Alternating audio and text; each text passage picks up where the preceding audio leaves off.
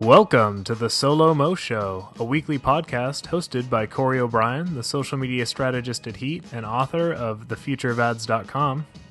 And I'm Adam Helway, CEO of digital marketing agency Secret Sushi Creative. Each episode, we discuss the intersection of social, local, and mobile. Our goal is to help you understand these topics so you can integrate them into your marketing and advertising. Today is February 14th, 2012, and this is episode number 6. So, Adam, February 14th, that means today is Valentine's Day. Will you be my Valentine, Corey? I will, Adam, yes. And we want to make it clear to everybody that we're not ditching our wives in order to do the show. We have been given permission, considering that Valentine's Day is on a Tuesday. We've gone out and spent some time with our wives, and I think that we'll have some time this weekend to spend together and everything. Probably when work and such kind of calms down a bit. Are you a celebrator of Valentine's Day? You know, do you kind of Valentine's Day and Mother's Day and all those types of things? Do you jump right in there on those particular days, or do you kind of say, look, those are a bit commercialized? I tend to be on the commercialized side of things. I try to at least acknowledge them. You know, I sent my wife some flowers and got her a card this morning, and this neat little kind of handcrafted calendar thing that I got off Etsy for her. So, you know, put some thought into it, but don't do the grand, you know, show up with 16 dozen roses in a limo to take her off to some crazy dinner. I try to keep it a little more personal and have some fun with it, but not go overboard. That would be a bit predictable, right? Yeah, exactly. So you wait until it's like completely the opposite time of year when she's not expecting it. It's nowhere near Valentine's Day or her birthday or Christmas or whatever, and just do something special, right? Yeah, celebrate on Valentine's Day. I hope she's listening to this, so we can put you in a difficult spot. She's like, Corey, I heard the podcast. Yeah, 6 months from now, checking back in. Hey, where's that gift you talked about? In the limo and everything. The limo, right? And the 16 dozen roses, exactly. So at any rate, it's Valentine's Day, and we were going to do the live stream tonight, and we have some technical issues. It's all fun stuff when you're trying to work out all the bugs and kinks, especially with a new show. I mean, we're 6 episodes into it, and have been trying something different every single time. I think it was either last show or the one before, where we called it "Keep on Experimenting" or "Experiment All the Time" or something like that. So yeah, never stop experimenting. Yeah, and so that's what we've been doing. And sometimes experiments cause you a little bit more hassle than they're worth at the moment. And so we're not live streaming today. And in fact, everybody else is likely who would listen to us is probably out with their significant other doing something, or maybe they're not. Maybe they're hanging, at home watching a romantic movie all by themselves, feeling lonely. I don't know. Hopefully nobody had planned a romantic Valentine's Day in front of the speakers so they could listen to this podcast. If that's the case, we're disappointing some folks out there. But exactly. I mean, we were thinking of doing something like that and having everybody kind of join in and having a romantically themed podcast, but we just didn't think it would work. The chemistry between Corey and I don't think it would work out that way. So, along the lines of experimenting, though, this is also going to be one of the first single-focused shows that we're going to do. And I think the topic that we picked today, and potentially a ripe topic given the holiday that we're in right now, is Pinterest. I think a lot of people associate Valentine's Day with love and affection and the caring people in their life. And, Pinterest is this network that's sort of grown up around sharing things that you love, and potentially a good topic for this day today. We'll find out by the time we finish here. There you go.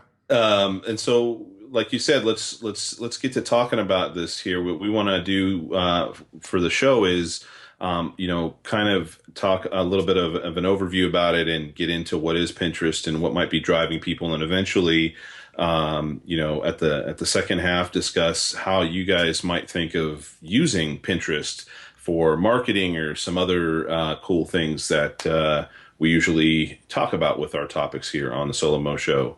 Yeah. So, Core, do you want to get into the initial discussion here, the overview? Sure. So Pinterest, starting from the very beginning, Pinterest is essentially a image-based social bookmarking site. So as you're browsing around the web, if you see something that you want to save, there's a couple options. You can either copy the URL and paste that into the account that you create on Pinterest.com, or they actually have a convenient bookmark. And I'm assuming most people use the bookmark because it's a pretty simple way. You just put it up in your bookmarks bar, and when you see something that you like, you click that button. It pops up a little window, and it presents you with all the available images on that page. And so you click one, and that takes you to the next page where you can categorize that. So you can create your own categories. You can really, slice and dice things any way you want. But the idea is you create categories around a theme, and then you add the pin, which is that image, to a category. Each pin can also get associated with a URL, so you can then click through the image to see the page that came from, and you're essentially building what they call boards, and boards are collections of images and any associated comments that you attach to that, and all that is grouped together under your username. And then the social part of it is that other users can subscribe to specific boards. So let's say I wanted to follow Adam. I could either click and follow Adam in the entirety, which would mean anything he pins, any new boards he creates, I would automatically see. Or let's say I was only interested in the social media infographics that Adam posted, and he had created a board specifically for that. I could just follow that board, and that would put it into my feed of new items. Much in the same way that Twitter and Facebook go out and they aggregate all the content from the people that you're following or the people that you're friends with and put that on the site. Pinterest, when you just go to Pinterest.com and log in, it automatically pulls all of the new content that your friends have pinned. And you can scroll through that. And something that's really neat that they've done is they've programmed it so that it's essentially infinite scrolling. It doesn't break into pages. So as you scroll down, it loads more content and more content and more content, and eventually you can reach an end. I think, I'm not sure if it's a total number of pins that it shows or something, but there is an eventual endpoint at which it won't load up any more content. But I mean, that's a significant amount. You can scroll through hundreds of pins before that endpoint comes up. So really, you can just dive in. It'll bring new content to you automatically, and then you can either click through and use it like a typical bookmark and say, oh, I want to see the page that they got that from. Or if you really like it and it's something that you want to associate with your own account, you do what they call repinning, which is click the repin button. It again walks you through that same process where you can add your own comment, you can add tags if you want, and then it puts it onto your own profile in the board of your choosing. Did I miss anything in that description, Adam?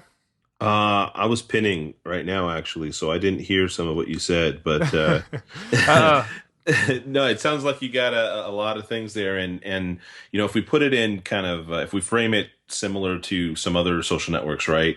And I think you mentioned this, Corey. There's liking, so there's just the liking, just like on Facebook, and there, and even on LinkedIn. You can like statuses and things there, and repinning would be essentially your equivalent to retweeting, because even though you're repinning a piece of content into one of your own boards, so it's essentially like taking a copy of it and collecting it, in your board, which you can come back to and check out and so on. You're also rebroadcasting that into the main feed of everybody who is following you on Pinterest.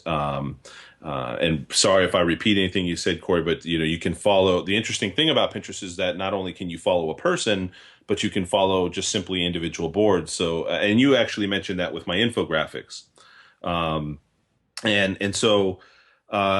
What do you think, Corey? I mean, part of the reason why everybody's talking about this so much is not necessarily because it's revolutionary.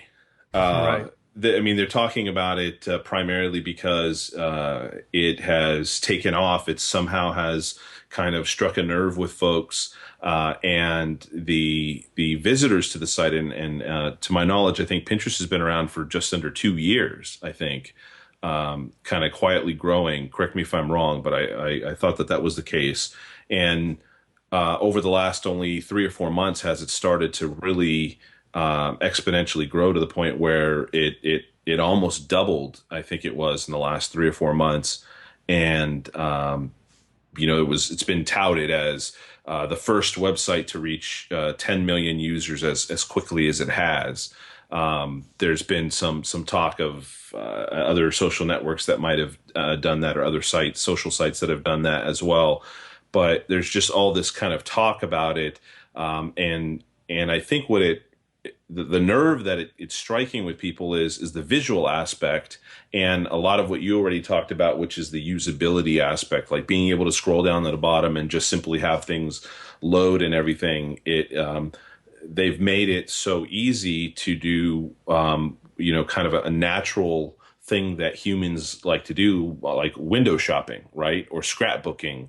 It's kind of this digital metaphor, digital parallel to what people do in real life a lot, and what they enjoy to do. Like when you go to the mall, or you go to out here in San Jose, we have the Santana Row, where you just kind of walk up and down and check out what's in the windows. And, at the same time, you're people watching and all that. There's this natural inclination to just kind of enjoy doing so. But then in addition, they make it easier for you to actually, um, engage and use it. So you're not just a spectator; you actually start collecting and creating, like you were saying, all the boards.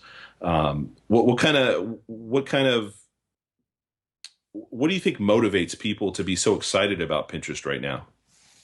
Well, I think part of it is the fact that it's really both a simple and a straightforward interaction. So, as a user, there's only a couple of things that you have to be able to do. It's either go out and find new content, or if you don't even want to do that, really you could just browse Pinterest.com, look at pins from other people, and just click the repin button on anything that you like and add it to your own board. And that's it. There's no, should this be text? Should this be a photo? Do I need to find a video for this? You as a user, if you want to collect things, all you're doing is looking for images that catch your eye. You can add a little bit of text, and the design of the site kind of limits the amount of text that you want to put there. You can, I don't know that it has a specific character limit, but it's not like you're typing in blog posts into this. A lot of people just add, maybe a couple of words, something like love the color, or, would be great in my new house, or gotta show Jill this, or, hey, this is an awesome thing for Steve to check out. And so the interaction is really simple. It's a couple of button presses, and you're on to the next pin. And so you get that little shot of endorphin, that little shot of, hey, I did something. I'm improving my own profile, and so I think that that's helped people to really dive in and say, oh, I understand this. And it was a challenge that, even a site like Twitter, which doesn't have a lot of interaction, but there's things like retweets and hashtags, and there's a lot of kind of details to learn about the site. And I think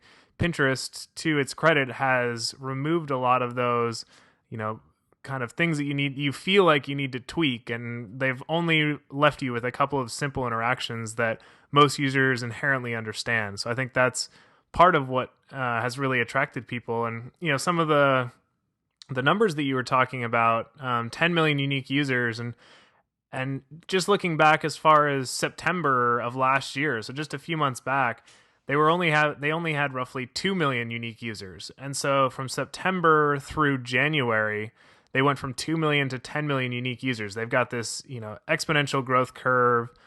Things are definitely looking up and up for them. And I think that, obviously there's the chance that this is just a flash in the pan, and that this network is going to be, here today, gone tomorrow. But I think the simpleness of the interaction and the types of people that are interacting with the site means that it really does have some staying power, and that as a marketer, putting some effort into understanding the network and building up your own profile, it's not like that effort's going to go to waste when Pinterest kind of disappears a month from now. Yeah, there's some things that I think are interesting. Like anybody who's been on Facebook over the last, say 6 months, has seen kind of this resharing of images.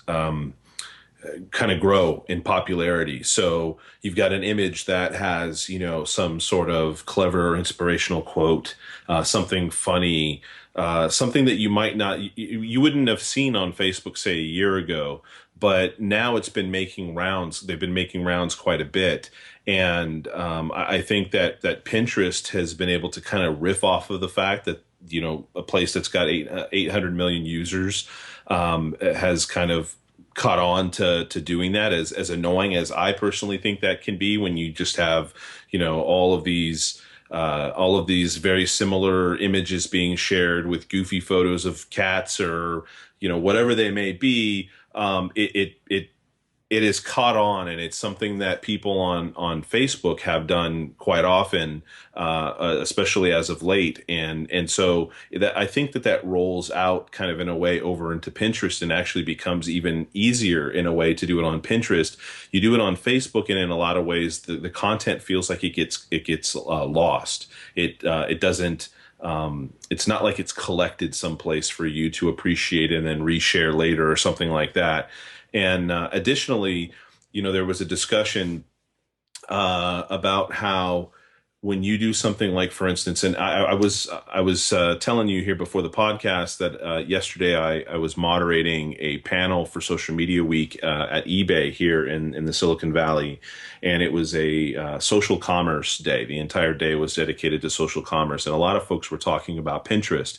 And one of the folks that was on stage was talking for a great deal of their presentation, kind of referring to Pinterest in regards to social commerce, and was asking the crowd, about what they thought about it and such. And they referred to the fact that, when I like something on Facebook, it's very hard to extract those likes. It's very hard to like see those things as a collection of things that I've clicked like on, even though there is a section on your profile, it doesn't display it fairly well. And likes are all over the web. They're on images, they're on posts, they're on complete websites, they're related to just, products, whatever it is. But it's the value in liking isn't.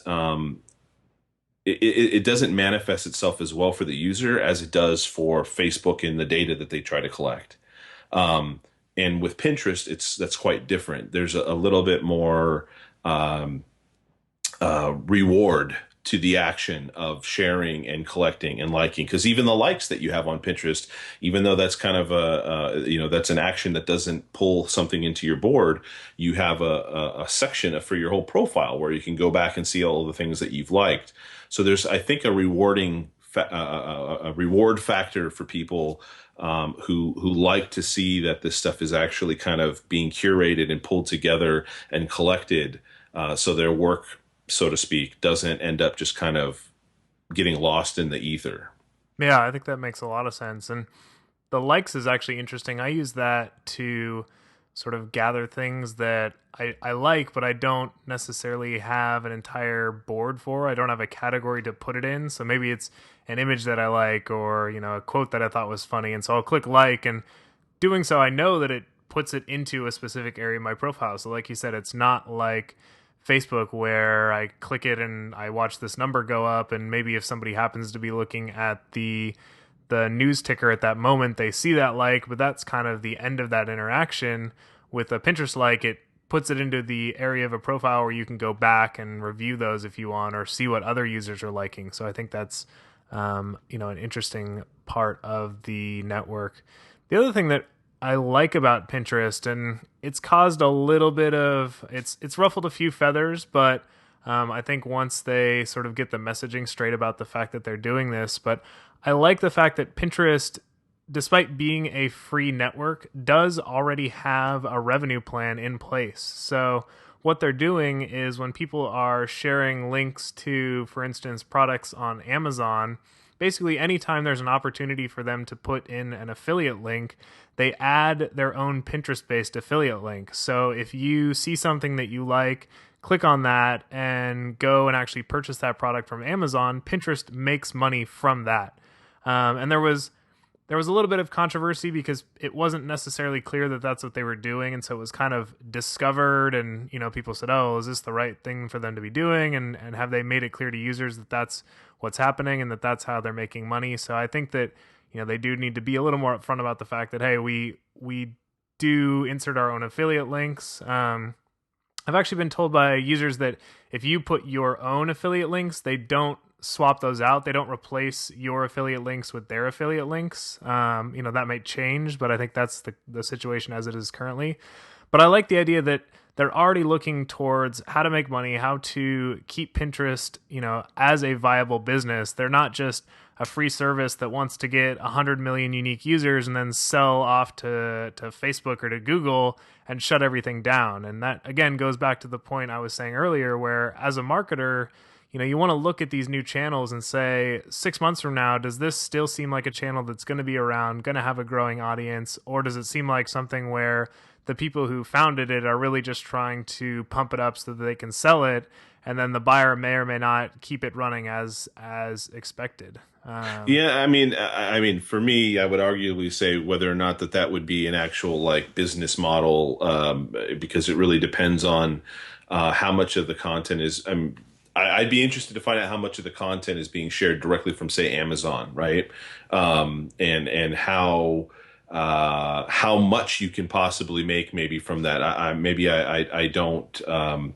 I don't have the numbers, so I can't say exactly how at what size that opportunity is to just simply try to make revenue off of that. I think that might be kind of a stopgap at the moment, until they figure something else out. Maybe they'll have some business pages or something like that in the future, and find a way to riff off of the incoming traffic or something like that. But yeah, I mean, it's interesting to hear what they were using. I think they were using a service called Skimlinks or something like that. Yeah, something like that, which basically runs on the server side, on their server, and automatically just scans for a specific style of URL, and then when it finds that, it replaces it with the necessary code to make it a Pinterest affiliate link.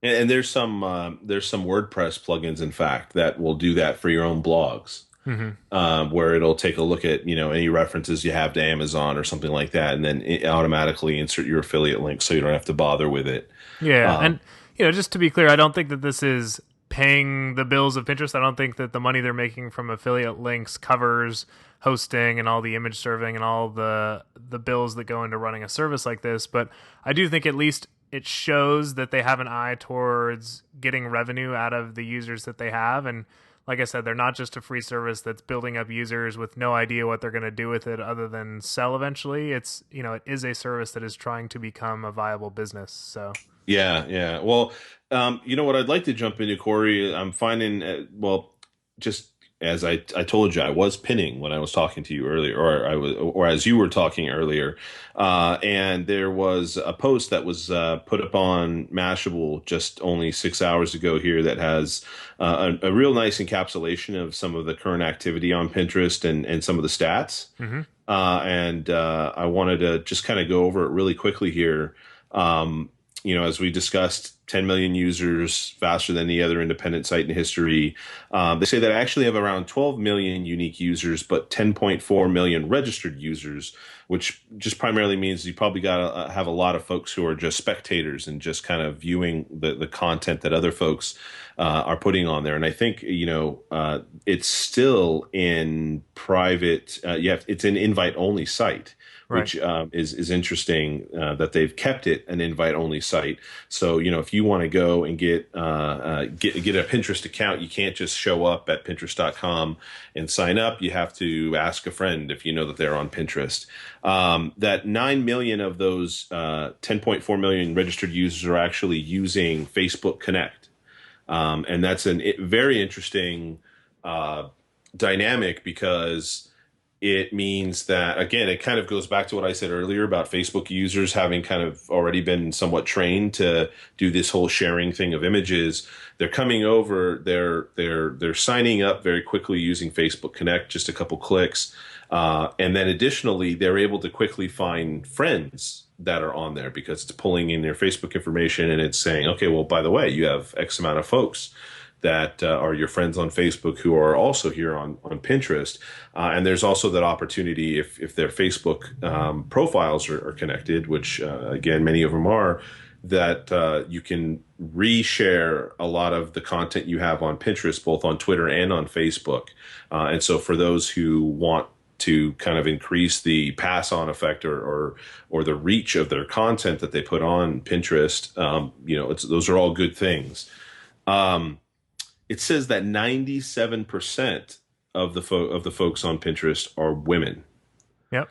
And I didn't realize that that it was that high of a percentage.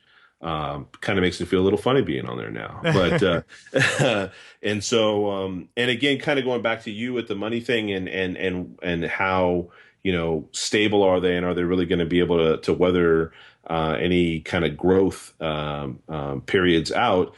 They had $37 million investment in October of last year, which should last them for, we live in the Silicon Valley. That'll last them for 3 months at least. Corey didn't get the joke there.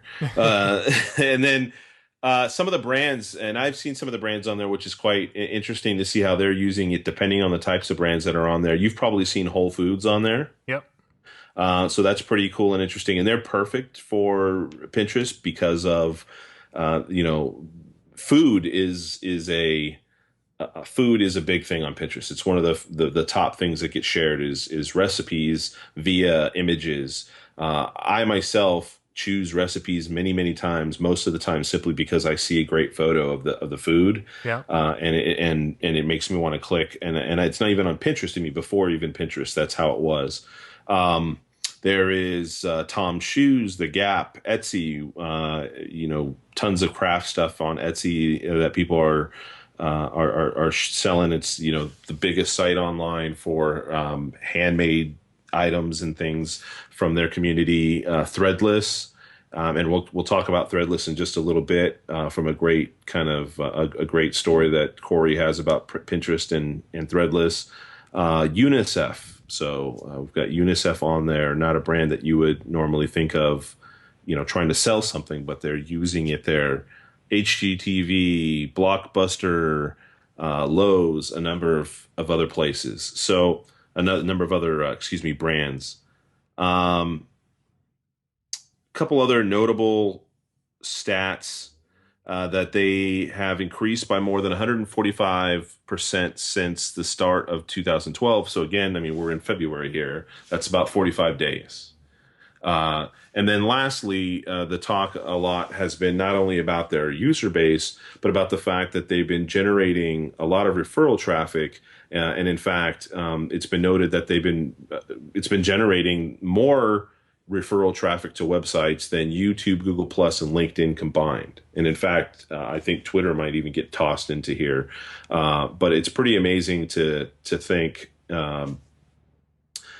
that a site that's kind of that new and that people 5 months ago were not talking about suddenly is driving more inbound traffic to websites than these other major social networks, and then including Google Plus. Right. Any thoughts on that?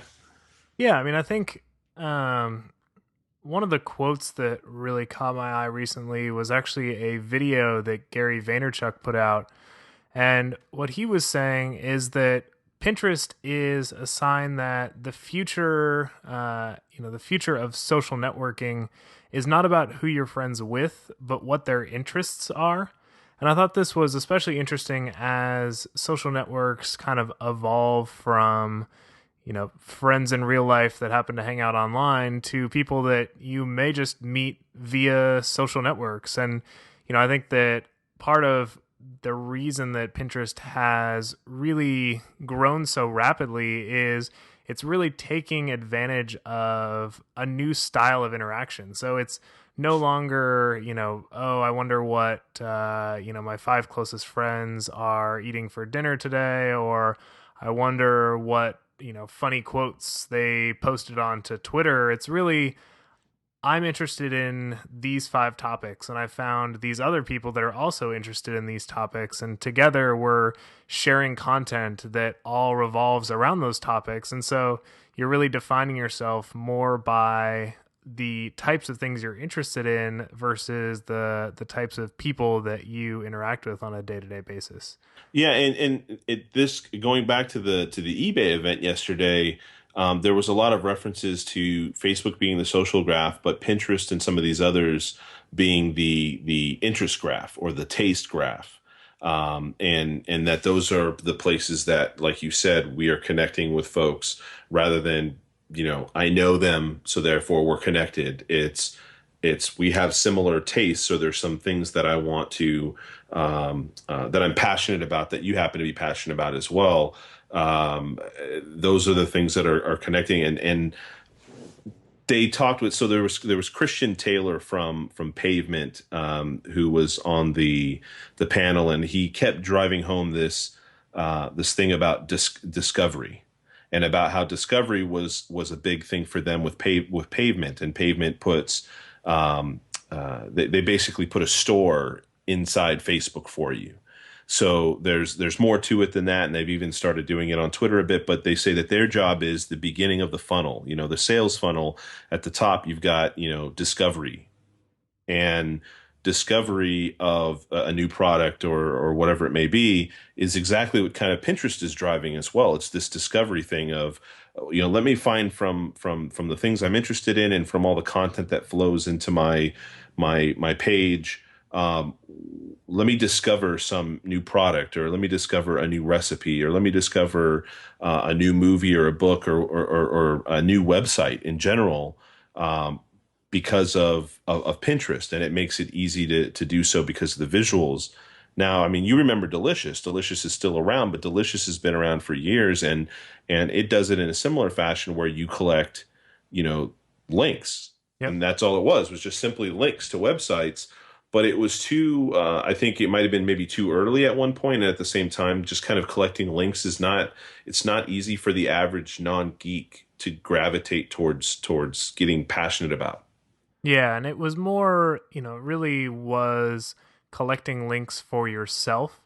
They didn't have an easy method for me to follow the links of someone else and get a quick grasp of what that link is pointing to. I could subscribe to someone's Delicious account and I would get those new links, but typically it was just the site name and the site URL, and so there was no easy way to breeze through a large number of links and say, okay, these three look interesting to me, I'll click on those. You really had to go one by one, and I don't think that the mechanism for sharing was as easy. And we're actually seeing Delicious take steps towards something like a Pinterest. They've turned a lot of their browsing activity into more image based and more visual, and pulling interesting pieces out of the URLs that you're sharing instead of just sharing the URL and the name of the site itself. So, I think that really with Delicious making that change, it sort of signifies a larger change in the way that people interact with content online.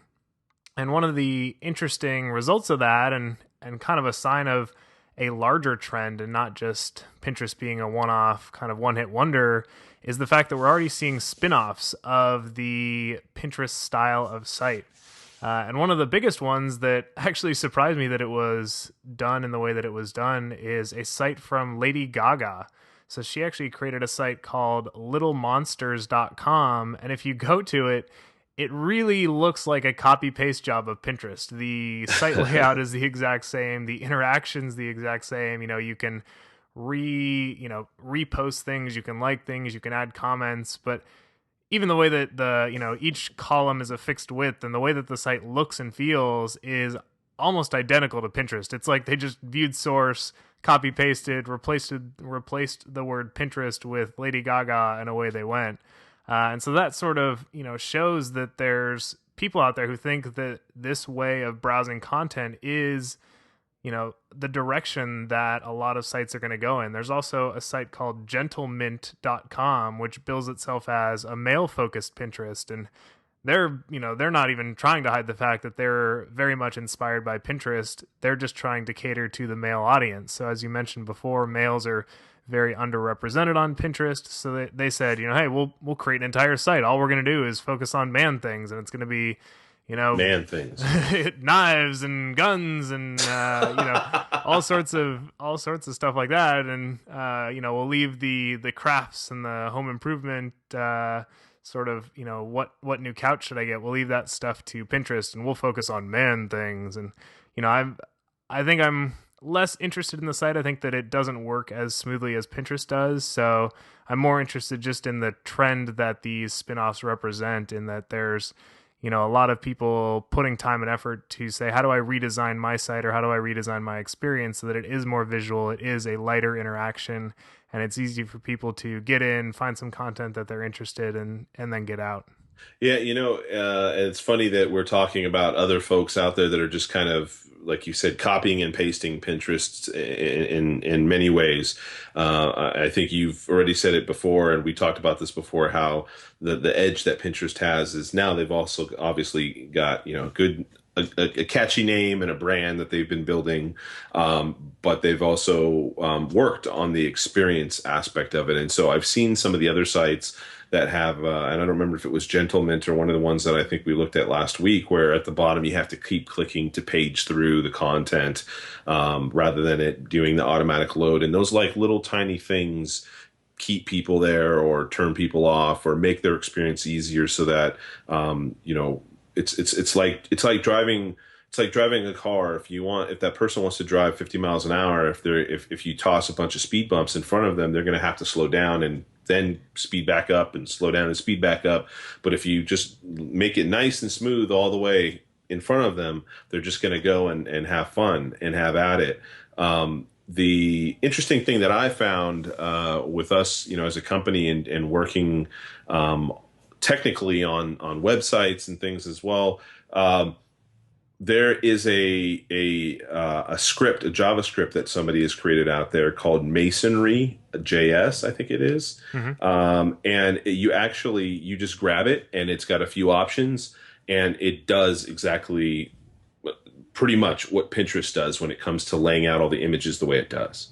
So it'll if you have a bunch of photos and stuff and some other things that you have kind of flowing on the page, it finds a way to kind of use every piece of space that you can possibly find on the page and let it all kind of flow together in this puzzle-like way that Pinterest does, and Gentlemint and so on. And so I think that that's kind of a nod in the direction that it's not like Pinterest has created this proprietary software, right? Right.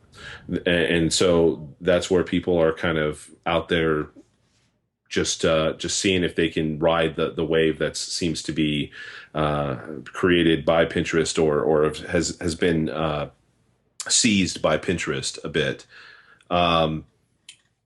Is there anything else you wanted to tackle before we kind of dive into maybe some interesting ways that companies and brands might be able to use Pinterest? No, I think it's a pretty good wrap up of what it is and how it functions. I'd love to dive into how marketers and advertisers can start to use the site. And Adam, I think you actually had a post to go live today that was really an interesting use case for Pinterest, which was talking about getting marketing research out of a couple of different ways of interacting with the site. So what were the findings that you came across when putting together that post? Well, I think it's just about being observant a bit.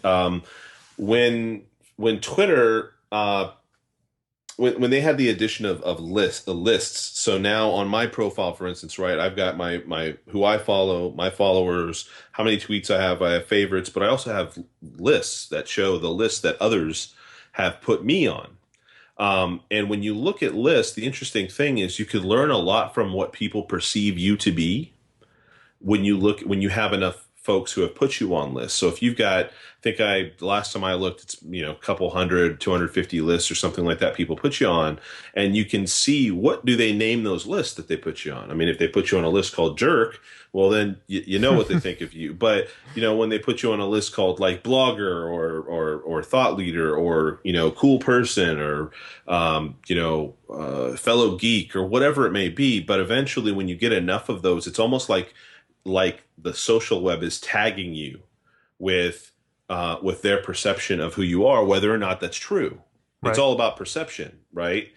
Um, and so I've always looked at it as a way of establishing some social proof about who you again are perceived to be externally. And brands and branding, right, is all about not necessarily what you think your brand is. It's about what your customers perceive your brand to be, and your hope is that they somehow match what you want it to be perceived to be, and what they perceive it to be, and work towards, if that's not, if the perception is wrong, you're working towards finding out why and how to meet, how to meet it in the middle, or how to kind of guide the perception back in your favor. And so the article that I had is on Social Media Explorer. It's 3 ways to use Pinterest for marketing research. And essentially, how I see it is, so now if you want to, for instance, view any content on Pinterest that is coming directly from a website that you own, or any other website that, your competitor's website, or anybody's really, it's actually quite simple. Because at the bottom of every single pin, they allow you to see that everything that's pinned from a particular website. Well, if you look at the URL, because if you click on it, it'll show you every single pin that comes from that URL, and you can see that all it is pinterest.com/source/ whatever the domain is. So if it's, for instance, my website, it would just be pinterest.com/source/secretsushi.com. And if I went to that, it would show me every single pin that has been pinned on Pinterest by every user on the site from my website. Now, if you're a brand and you want to get an idea and see, well, how should I use this? Or how are others simply using it? And then therefore, you can dive a little deeper. So, for instance, there's a company I think I mentioned previously called Fastmac, and I refer to Fastmac in the uh, in the post. And I know the owner of Fastmac. They're a client of mine. We went ahead and looked at fastmac.com. He had never even heard of Pinterest. This is the CEO of Fastmac, and a lot of people haven't, so that wasn't a surprise. And we looked and found that out of all the things that he sells on his website, out of all the images that could possibly be shared on his website, that 99% of people were sharing an image of the USB wall socket that they released.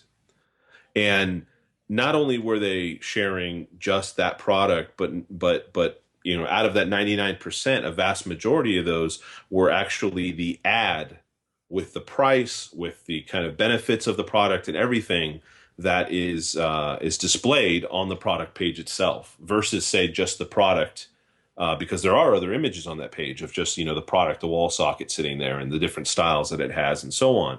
And so we counted no less than say 200 folks or 200 pins. And so what happens is, when you can see all those, you can see, first of all, what are people gravitating towards and what are they pinning on your website.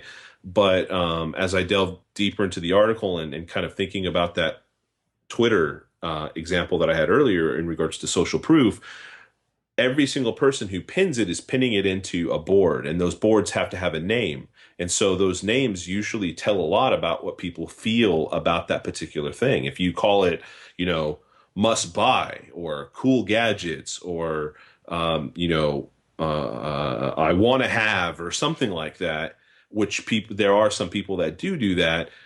It tells you something about the perception of potentially, for instance, home decor, or I'm trying to think of some of the other ones that they had. But at any rate, when you look at those, if there are enough pins from your website, you can actually take a look at all the board names, and you can get kind of some social proof as to how are people perceiving the different types of content that they are that people are pinning from your website.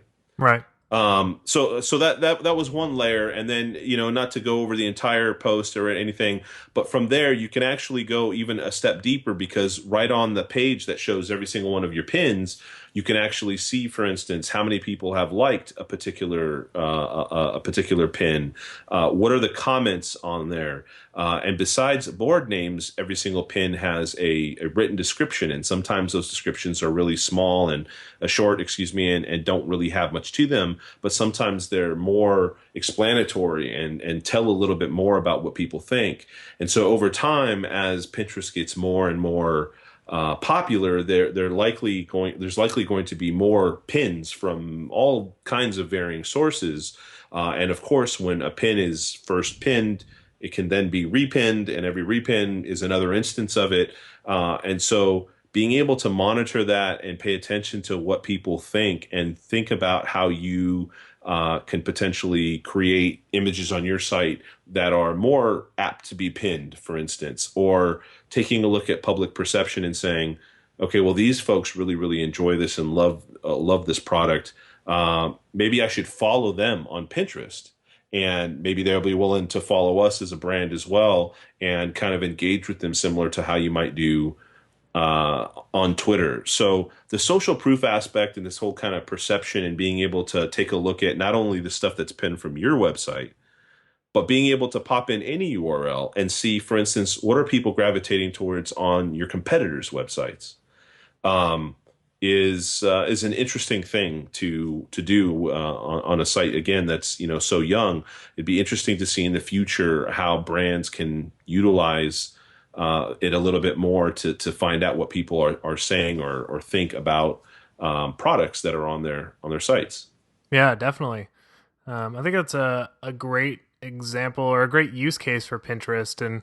And your blog post was great. I recommend that anybody who is so far interested in the description that you've already given, go ahead and read it because you go into additional information and it really being able to see the examples. I was even surprised when you posted the picture of all of the comments that people add to Fastmac of just the variety of things that you could learn about how people perceive your product, but also more importantly, how they describe or talk about that product to others. A lot of them are really written in kind of a sales tone so that you're selling your friends on what's so great about this. So you'd see things like such a convenient way to connect your iPhone or, get rid of those ugly power bricks. So it's really great for anyone that has an online website and wants that rich insight into what their customers are saying. That said, have you seen any other use cases for other types of businesses, Adam? I think that there's been a lot of discussion with folks that are on the web talking about it, but some of the folks that I've been meeting with in person, just even today, an app. It's a number of ladies who just some of the smartest folks I know who have released an app for the iPhone for your it does monitoring of stress and stuff with your heart. And we were, I kept thinking they were asking me about we were having a brainstorming session about how they could leverage social more and if there was anything that they could do next year as they just recently launched their product.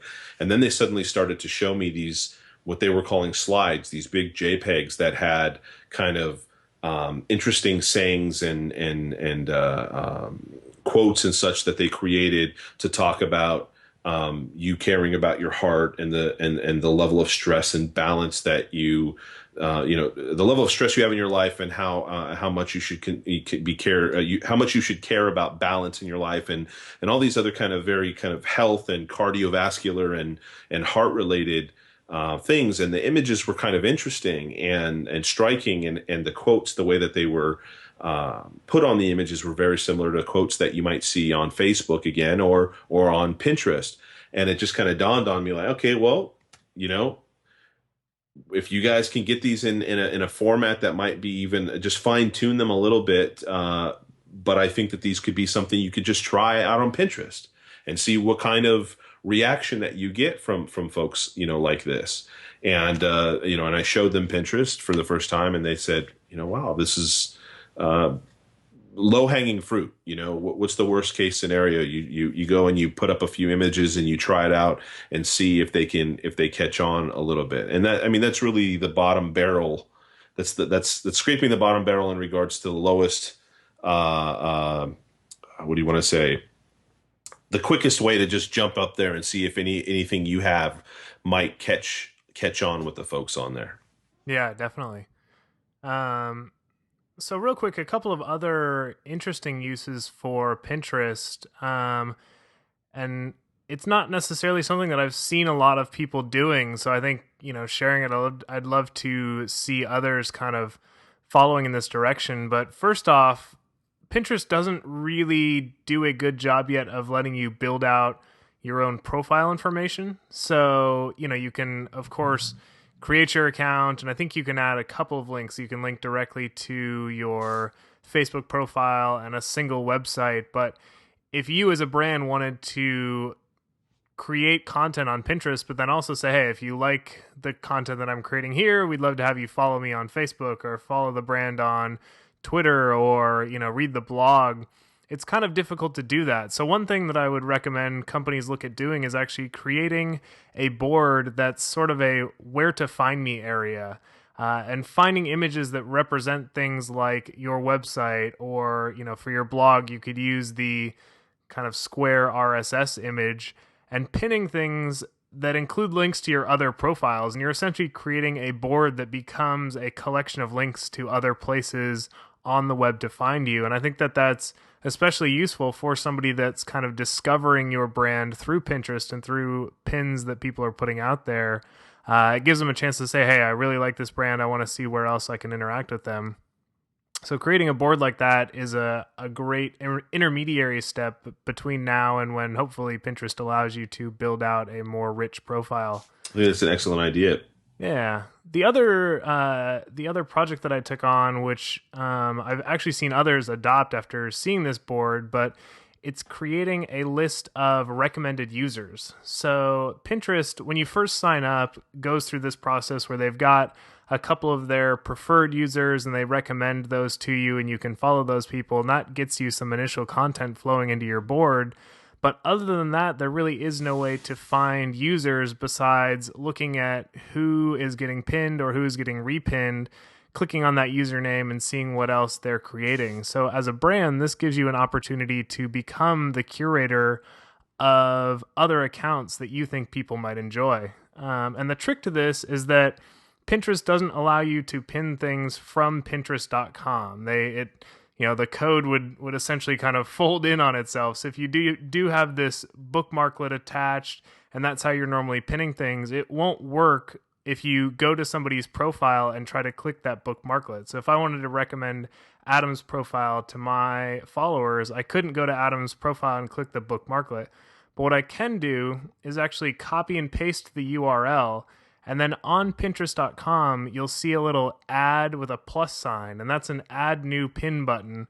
And when you click that, it actually just gives you a form field where you can paste a URL into. So if you paste a Pinterest.com URL in there, that'll actually pull up the images, and you can create a board that's just filled with links to other people's profiles on Pinterest.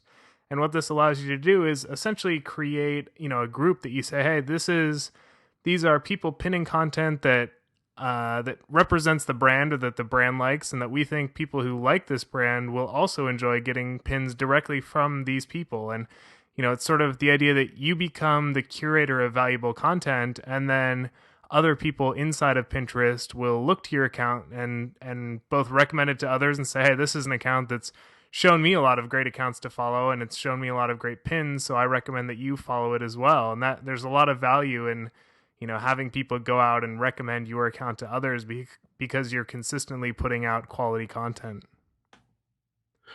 I think that's a really good way to go about, kind of circumventing the limitations that Pinterest has provided. A couple other things I think I'd add to that too is, Pinterest allows you to. So you talked about the pin bookmarklet, and so for those who aren't familiar with it, when you go to Pinterest and you've signed up, there's across the top there's add, there's about, and then there's your name for your profile. And under the about, and initially actually when you sign up, it gives you the opportunity and it teaches you quickly how to take this bookmarklet and pull it up to your browser bar. So wherever you are on the web, you could then just click it and pull up all the images on a particular web page and choose which one that you want to pin. And part of the benefit of that, obviously, beyond the simplicity of of being able to pin things from anywhere, is that it retains information like the link to the source of where you got that image from.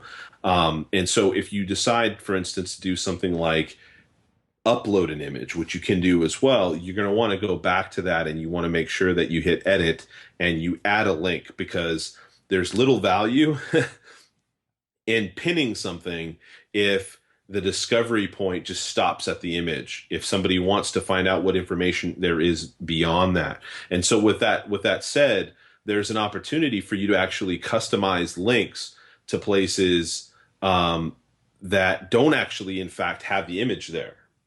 And so, for instance, I've gone and the mobile app. It's a pretty awesome mobile app for Pinterest. There's a few things that I have issue with, but it's pretty cool. I mean, I'm pretty happy with what they've they even have one, because there are a lot of other pretty popular sites that have waited way too long to have mobile apps, and Pinterest did a good job with their mobile app, and so you can shoot a photo with your mobile app of anything you want. But the problem is, and Corey, let me know if you've noticed it, but there's no way to add a link to it when you upload it from your mobile app, right? Yeah, as far as I can tell, that's the case. No way to add a link before posting it and then going back and editing it after the fact.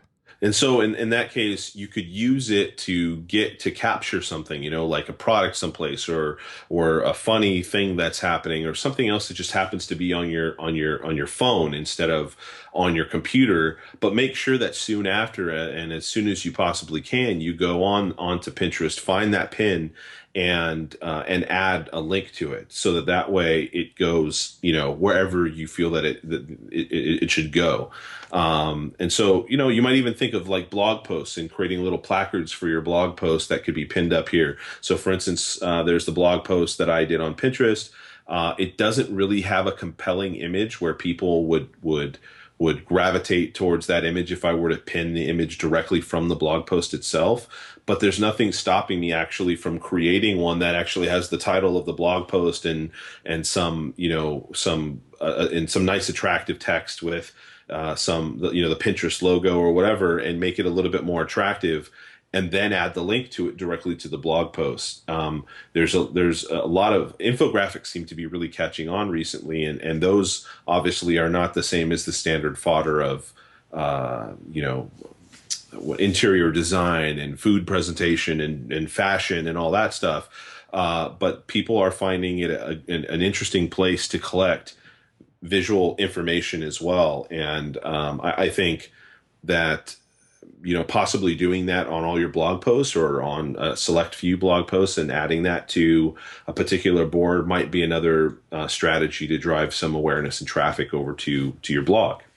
Yeah, definitely. I think, I've used that a number of times to maybe link to something like a flash site that doesn't have an image that Pinterest can pull. I'll find an interest, or I will find an image that's related to that. I'll pin that, and then I'll actually go back and edit the URL. So it's a great way of linking to things that don't necessarily work right off when you first try to use the bookmarklet, but there is usually a way to, one way or another, get that content onto your profile. And I think that this is, to go back to the mantra from a previous show, always be experimenting. I think the idea is Pinterest is still so new that people are really discovering new ways to use the site, new kind of mods or hacks or things that they can do that cater the site to fit their own needs. And I think that going back and editing the URL, while it is a built-in feature of the site, it's not something that a lot of people use. But I think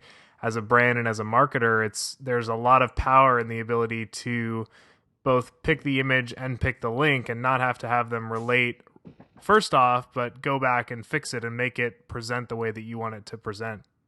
And even if you're able to pick the link, that means you're able to do things like put, Google tracking code in there, or use a Bitly link, or something like that. If you want to kind of track what seems to be getting more popular, more click throughs than something else. Yeah. So I was going to ask you a question. Oh, and the other thing to think about too is there is the bookmarklet, and then there's also on the pin it. There's also what's called the pin it button. So essentially, think of it as a tweet or a like button for Facebook, but instead it kind of in a way invites people who may not have thought about pinning a particular image. They click it, and it does what the bookmarklet does directly on the site. And so if you have a lot of visuals of products and things on your site, you might consider adding the pin it button there, or maybe even again try it on a blog and see what happens if you add it to blog posts. I think I've seen some folks recently who have added it to, again, infographics, something that's visual like that, where they're talking about. I think it's just because of the type of blogs maybe that I read, but those graphics are there, and then it has like LinkedIn, Twitter, and then it's got that pin it button there. And so really consider experimenting with that pin it button and adding it to certain things that might be a little bit more attractive visually to some of those folks who are on Pinterest. Corey, you had some great examples of how some folks are kind of starting to play with Pinterest for contests. Hmm. You want to talk about those a little bit? Sure. One of the early forays into running a Pinterest contest, but in my opinion, actually still one of the best, was ModCloth. And they created a contest that they ran through Pinterest, and it was called Something ModCloth, Something You.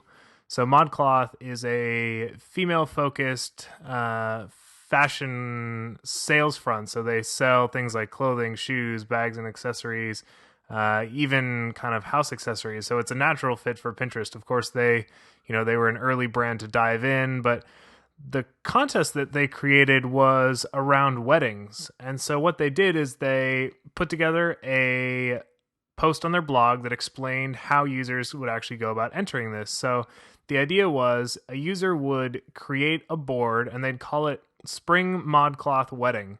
And then inside of this blog post, they actually had 20 topics. So much in the same way that we saw Fat Mum Slim kind of inspiring people to take pictures on Instagram by creating topics that users would then go out and share their own interpretation of.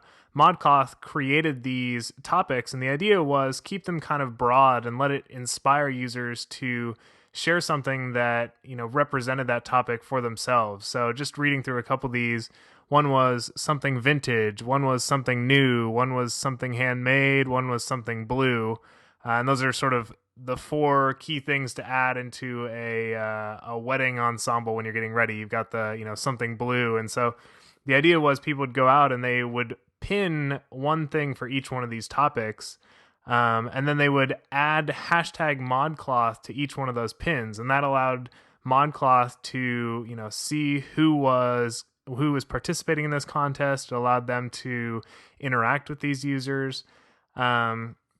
And then once the user had created the 20 pins that they felt best represented these 20 topics, they would then share their board back with the ModCloth account. And that was, essentially you submitting your entry. And I think I don't have the exact numbers in front of me, but I think they had, more than 600 people enter this contest, which 600 people times 20 pins means just a ton of content out there that had ModCloth hashtags, and it had content that was very appropriate for the ModCloth community. So really, an early jump into running a contest, but done in a very smart way.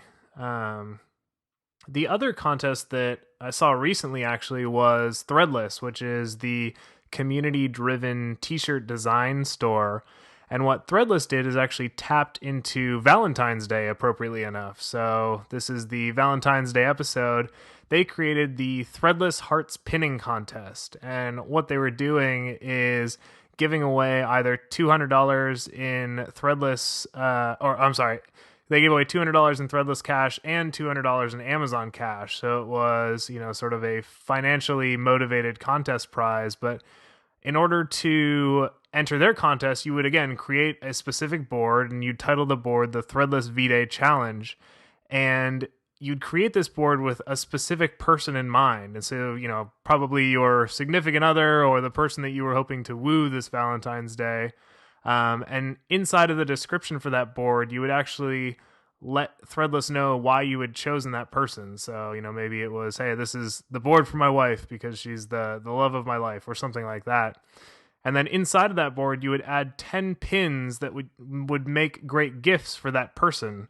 And the qualification on that was that at least 5 of those pins had to be Threadless products. So Threadless has branched out into things like notepads and lunch boxes, and they've got a full spectrum. And so the idea was, browse around the Threadless site, which is obviously driving traffic and getting people to view products and see things that maybe they haven't seen before. Find at least 5 Threadless products and then pin it to a board. And more than likely, once you've done that, the person who you've created this board for, you're also going to share it with them. So that's another person that's found a lot of these Threadless products that, are a shared interest between the two of you.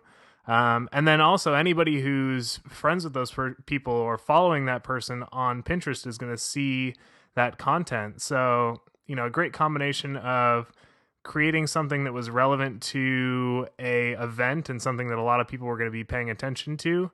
Experimenting and being willing to say, hey, let's try something new. Let's try a Pinterest contest, find a new way of running it, find inserting this qualification that you have to have a certain number of products from our site. Let's see how that works.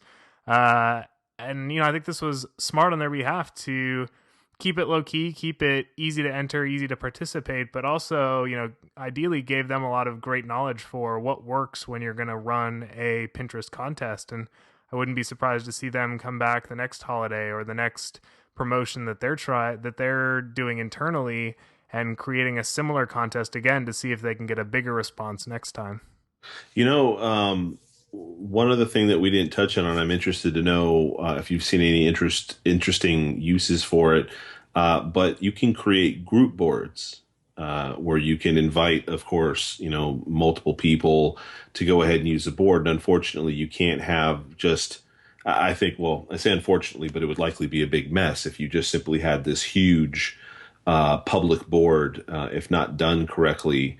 But you can invite folks to share in a group board, and what I've seen it used for is kind of a quick way to curate a bunch of content, almost in a way using it for research or collaboration on an idea, and everybody can kind of contribute to it all at once and build up a huge board with lots of great content fairly quickly. Have you thought of or seen any interesting ways that people have been using group boards? I haven't seen it used other than the case that you describe of a number of users getting together and saying, oh, we're all interested in this one topic. Let's all work together to build a bunch of links around that topic. There's actually a board called the Board of Man, which a bunch of men and even some women contribute to, and it's essentially manly things that get pinned to Pinterest. So, despite what we said earlier of Pinterest being a female-focused site, there still are plenty of men that do use the site and do use it to post manly things. And so that was actually one of the bigger group boards that I've seen. But the challenge, I think, is that it's really a level playing field. And so anyone that's part of that group board, that board shows up on their profile. It shows each of the members that contributes to it. So it's not like, using the examples we just went through, it's not like Threadless or ModCloth could create a board, open it up to anybody and say, hey, pin whatever you want to this board and we'll pick our favorite and that person wins the contest, because all of that content is then going to be on either Threadless or ModCloth's own Pinterest account. So I think there's some challenges there. I'm actually not a big fan of the way Pinterest has handled the control of group boards. I think, not forcing everybody to be public to the fact that they're contributing to a group board would help, especially in a brand environment where, as a marketer, you're trying to create a board. One of the things that I was looking to do was actually set up a board for a client. And the problem was, unless I wanted to create two separate accounts, log out of my own account and log into their account, I couldn't actually connect my account to that client's board and contribute content to it, because it would show my account as attached to all that content. So there's no way, like a Twitter, you could have multiple accounts and you can essentially kind of log into all of them at the same time. And then as you post content, you're just deciding which account that content goes into. On Pinterest, it all goes into your own personal account, and then sometimes it gets shared with this group account, but it still exists on both sides of that relationship. So it still exists in your own personal pin boards, and then it also gets shared in this group board. So that does pose some challenges for brands. So I think, I would potentially wait a little bit to see if they make some changes around the way that they handle group boards. But, under the idea of always be experimenting, I think that, I wouldn't be surprised to see a brand try to create something and at least give it a shot and see what happens. And when they do, I'll try to pay attention to that and see what the result is. But it's a little bit of a unknown right now how that's going to end up functioning. So I would say, probably one of the primary things to use a group board for, besides what I mentioned earlier, is if you have, for instance, like if we're working on a design and we want to create kind of a mood board, so to speak, you could create kind of a basic mood board based on stuff that's out there, because there are so many visuals. I don't know if there's enough variation in some sense sometimes to get kind of the scope, the wide scope that you might want with a mood board for a particular project. But if you're trying to kind of invoke a feeling of something or an emotion, kind of creating these different boards, and having your team all work with you to kind of collect that information and put it together into one board to evoke a certain mood for maybe one particular project, or kind of a general, discovery of how to visually communicate something, even paying attention to maybe what others are saying about those particular images. It might be an interesting experiment to use that for something like that. yeah, definitely.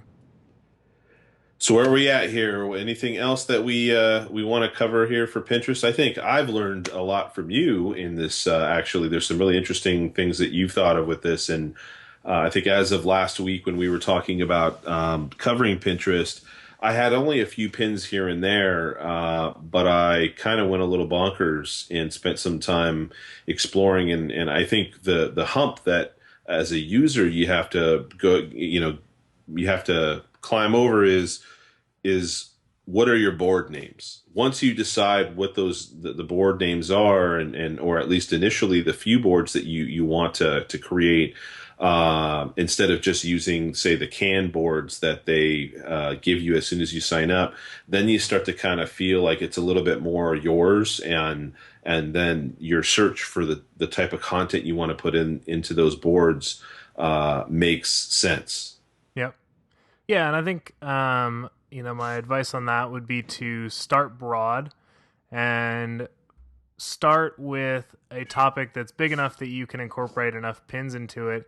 And then if you go back and look at it and find that you've pinned maybe, a handful, 5 or 10 things that could then break out into their own board, you can actually go back and recategorize. So the reason I say start broad is you could have something like, let's say, gadgets. And then let's say you pin 20 or 30 gadgets and you go back in and you notice, well, half of those are Apple products. Maybe you want to break out Apple products into their own board. Well, you can then just create an Apple products board, go back into your gadgets board, click edit on the Apple products that you've pinned, edit those into your new Apple products board, and you've suddenly created two very distinct boards. So it's a lot easier to start broad and then narrow things out as you notice, I'm pinning a lot of things around this certain topic, I should give it its own board. And then you can move your existing content into that new board, versus starting too broad and then you notice, a couple weeks into it that, I've only pinned two things into this board that I thought I would be creating a lot of content for, and suddenly that board looks pretty empty. What is your favorite board of your own? Oh, that is a tough question. I recently purchased a house, and I've been using Pinterest a lot for ideas for decorations, furniture, things to do to the backyard, DIY projects. So I've been collecting a lot of house-related topics and actually going back and using that to kind of plan projects for myself. So that's my favorite so far. What about you, Adam? Mine are kind of more, they're either kind of collections of, I have one for my favorite iPhone, one for iPhone apps, excuse me, and one for my favorite iPad apps. I actually have one called Threadless Shirts I Own. Nice. I probably could do another one called Threadless Shirts I Want, Yeah. when I have a little bit more time and can dive in there. I think that one of the ones I really like is the inspirational color. So just kind of really interesting uses of color. And probably the one that gets me the most hungry is the beautiful food presentation. I happen to kind of I enjoy cooking more and more over the last couple of years. I've been doing a lot more cooking. And really what, like I said it earlier, inspires me to do a particular recipe is seeing it presented really beautifully in a photo. And although mine doesn't look anywhere like it a lot of times. Um, it tends to kind of attract me more when I see a really awesome photo, and so I've got a board for that. Well, that sounds good. I hope that our viewers check those out. So, anything else, or do you want to wrap this one up? I think we're good to go. We just want to let people know about next week, right? Yeah, so I've heard, and correct me if I'm wrong, but a rumor has it that we are going to have a special guest. Our first guest on the podcast, in fact, we will be having Jason Falls, and for those who have not heard of Mr. Falls. So the blog that I write for and I contribute for, I'm one of the dozen or so authors that contribute to it, and it's a blog, Social Media Explorer, that Jason Falls started many years ago, and one of the more popular social media digital marketing blogs on the web right now. Jason started it, and he's a thought leader in the space of thinking, of social media in general, digital marketing. He has a background in PR as well, and as he's said in a lot of his presentations in the past, that it's not rocket surgery, and so he does a great job of really kind of cutting, getting to the point, cutting to the chase. And he has a book actually called No BS Social Media that recently came out. And, I don't know what exactly we're going to talk about with him next week. I just know that it's going to be related to something we normally talk about here. And he's going to impart some good stuff upon us as we talk to him. So it should be something that, folks tune in and pay attention to. Yeah, that sounds great. I am as excited as hopefully our listeners are to hear what Jason has to share. So look forward to recording that episode. And maybe we can get him to, give away a book or two or three or something like that. There we go. A couple well placed elbows. We can nudge him in that direction. All right. Well, with that, I think we want to thank our audience again for listening in. This is episode number 6. We are getting there. We are building up quite the content library. So appreciate everybody that's been listening so far, and hopefully you're enjoying what Adam and I have to share. If you'd like to get in touch with us, there's a variety of ways to do that. First off, you can reach us via Twitter. Contact the show directly, which both Adam and I have access to at Solo Mo Show. You can also contact us directly. I'm at Corey O'Brien, and Adam can be reached at Secret Sushi. We're available on Google Plus. If you just search for Solo Mo Show, you'll come across our Google Plus page, and we'd love to interact with you there as well. And also, if you want to either, send in a suggestion, if you have a question, or if you just want to get in touch and say hi, you can reach us via email at solomoshow@gmail.com. And then finally, all the links that we've discussed today, as well as links to our social channels and the email addresses that we just mentioned, can be found in the show notes. And you can view those either at solomoshow.com or ideally they're available on your podcast player of choice. So feel free to get in touch, ask us questions, suggest topics, give feedback, or like I said, even just say hi. We'd love to get to know our listeners and hear what you have to say. And then finally, I think the last request we have would be to rate us on iTunes. That really helps us to spread the word on the podcast. It helps to let others know that this is something that you're listening to and appreciate, and that helps us to build the audience, which we would really appreciate. So anything that you can do towards giving us a review on iTunes would be greatly appreciated. And with that, I think that's it. So we will see you next week. And anything else to add, Adam? Follow us on Pinterest, man. You forgot to say that. That's true. I will include a link to both Adam and my Pinterest, so feel free to add any of the boards that we share there. And I think both Adam and I have been for a little bit and will continue to be active Pinterest users, so hopefully some interesting content coming out of there as well. Of the 3% of men that are on that site. We are representing those 3% to the best of our ability. So on that note, thank you guys very much, and we will talk to you next week with Jason Falls as our guest. Thanks.